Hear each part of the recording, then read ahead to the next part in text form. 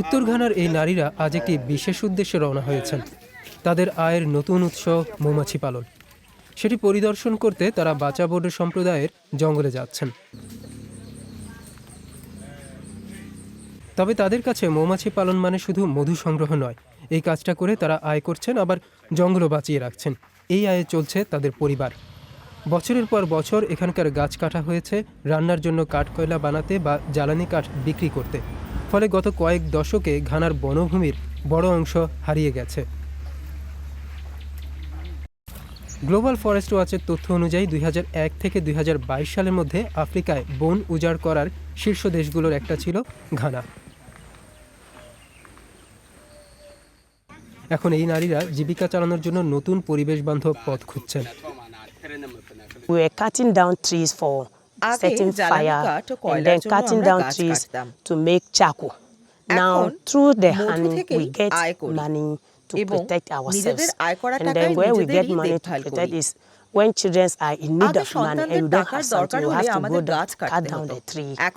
And now we get to know that we are getting money from our honey. তাদের উদ্যোগ শুধু নতুন আয়ের সুযোগই তৈরি করছে না, অন্যদেরও দেখাচ্ছে পরিবেশ রক্ষা করা কতটা গুরুত্বপূর্ণ।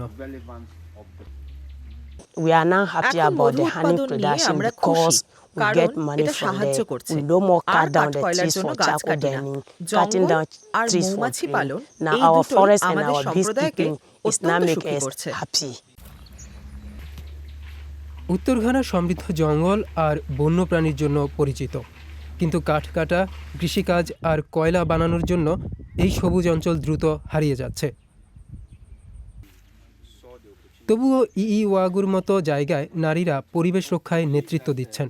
অবৈধভাবে গাছ কাটা হচ্ছে কিনা সেটা তারা নজরে রাখেন এবং প্রকৃতি সংরক্ষণ করার ঐতিহ্যবাহী প্রথাগুলিতে ফিরে যেতে মানুষকে উৎসাহিত করেন।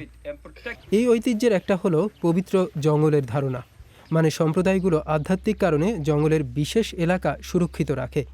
এই প্রথাগুলো বজায় রাখতে নারীরা গুরুত্বপূর্ণ ভূমিকা পালন করেন।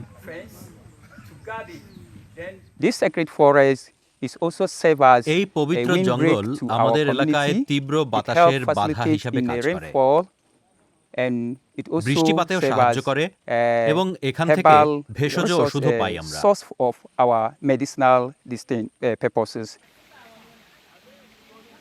ঘানার সরকার বন রক্ষা ও পুনরুদ্ধারের জন্য জাতীয় লক্ষ্য নির্ধারণ করেছে।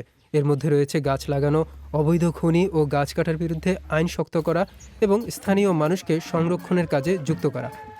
বিশ্বব্যাংকের মতে বনায়ন এবং উন্নত বন ব্যবস্থাপনা ঘানাকে তার জলবায়ু ও উন্নয়নের লক্ষ্যে পৌঁছে দিতে পারে।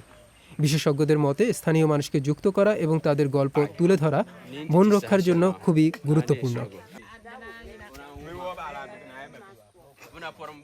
The media is very instrumental when it comes to environmental পরিবেশ রক্ষায় protection, গণমাধ্যমের when it ভূমিকা comes to খুবই গুরুত্বপূর্ণ। articulating issues that has to do media যদি with পরিবেশের সমস্যা নিয়ে কথা বলে issues তাহলে that affect the সচেতনতা বাড়বে environment. I think এবং the ক্ষতিকর media can কাজও play ধীরে a ধীরে very কমে আসবে। vital role in order to curb some of these activities that we are seeing. এই নারীরা দেখাচ্ছেন পরিবর্তন সম্ভব একটি মৌচাক, একটি গাছ আর একটি সম্প্রদায়ের মাধ্যমে।